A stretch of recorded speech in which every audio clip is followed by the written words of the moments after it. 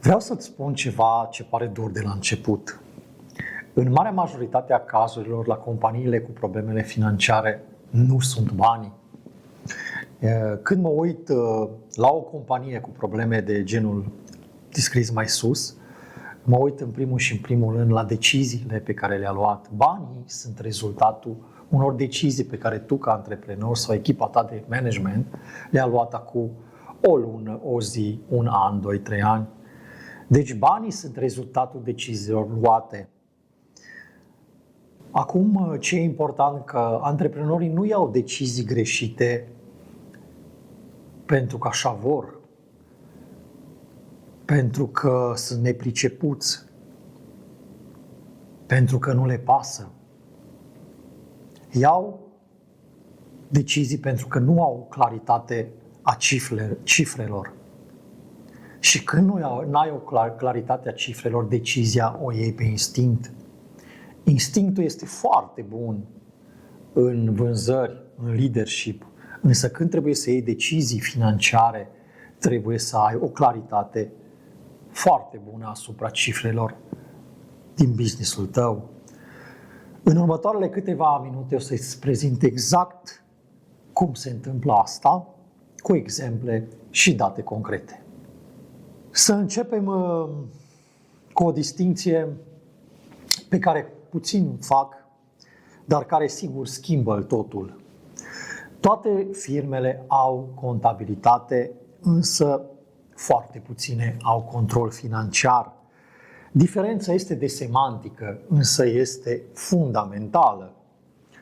Contabilitatea ne arată ce s-a întâmplat în trecut, ne arată o balanță contabilă lunară, de conturi, rapoarte financiare. Controlul și gestiunea financiară ne arată viitorul, ne arată pe ce ne bazăm în viitor, pe ce încasări, pe ce vânzări. Îți dau un exemplu foarte concret pentru un antreprenor care are date financiare la finalul trimestrului 1 din 2026 foarte bune. Vorbește cu contabilul lui și situația financiară arată excepțional. Rata profitului mare, încasări bune. În aprilie stă și ia o decizie de a investi în următorul trimestru, în trecut toate datele arată bine. Ce se întâmplă în al doilea trimestru? Unul dintre clienți amână încasările cu 60 de zile. Alt partener blochează vânzarea întrucât sunt probleme financiare. Și antreprenorul se trezește cu aceleași costuri, ba mai mult că face și investiții și cu venituri și încasări mai mici. Ce se întâmplă? Practic, acest antreprenor a luat o decizie ținând cont de trecut, nu au ținut cont de o analiză financiară, de un control financiar, de un forecast al activității financiare ținând cont de contextul care se poate întâmpla. Practic, el are o reacție, nu o prevenție. Reacția întotdeauna costă bani. Acum vreau să vorbesc puțin despre cum arată lipsa controlului financiar într-o companie. Și vreau să fiu mult mai specific pentru că mulți antreprenori cred că nu li se aplică lor. Firma merge, sunt vânzări, avem activitate. Când mă întâlnesc cu antreprenorii, îi întreb: cât ai câștigat real luna trecută, după toate costurile? Iar răspunsul vine greu.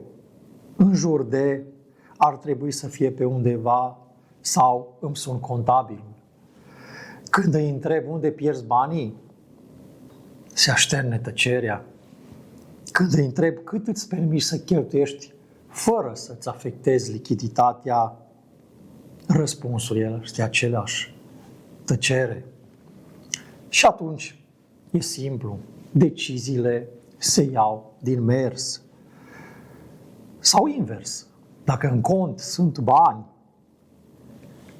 mai mult decât te așteptai, iei decizii de investiții. sau blochezi toate investițiile dacă nu sunt bani. Aceasta nu este o strategie, este practic o reacție. Și firmele care funcționează așa nu se construiesc. Din punctul meu de vedere, ele chiar supraviețuiesc. Diferența dintre o firmă cu control real și cea care știe în orice moment datele și cifrele sale financiare, știe exact unde este și ce opțiune are pe viitor. Nu pentru că are un contabil mai bun, ci pentru că are un sistem financiar predictibil în timp, fără o întârziere de minim 45 de zile. Să luăm unul dintre cele mai concrete exemple de decizie luate fără o claritate financiară. Procesul de angajare în cadrul unei companii.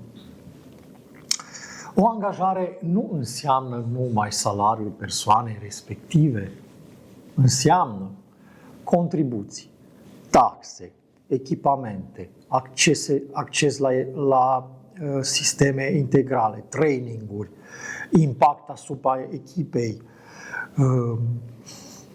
cash blocat pe perioada cât persoana respectivă încă nu este productivă. Calculează simplu, la un cost de 800-1000 de euro te costă aproape dublu, 2000-2500 de euro. Acum problema într-o companie nu este că angajezi. Problema care trebuie să ți-o pui ca antreprenor este de ce angajezi. Și o să vă zic din cazuri concrete, am văzut mulți antreprenori care angajează la presiunea echipei sale.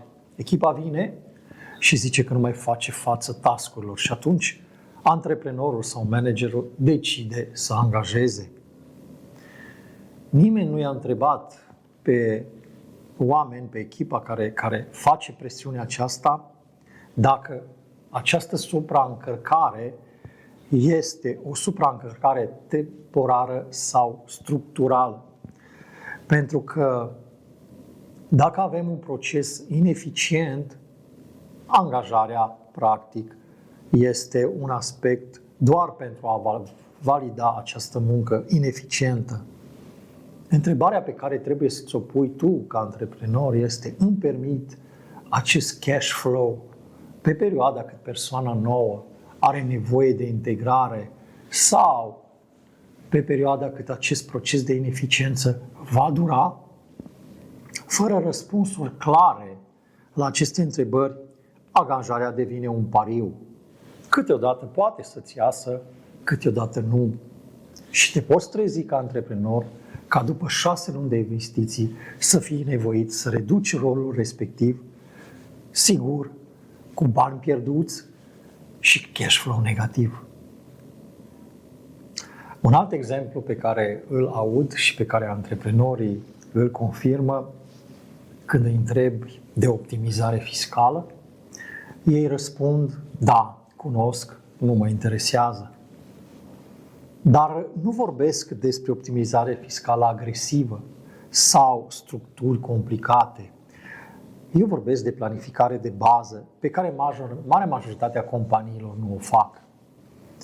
Să mergem mai concret.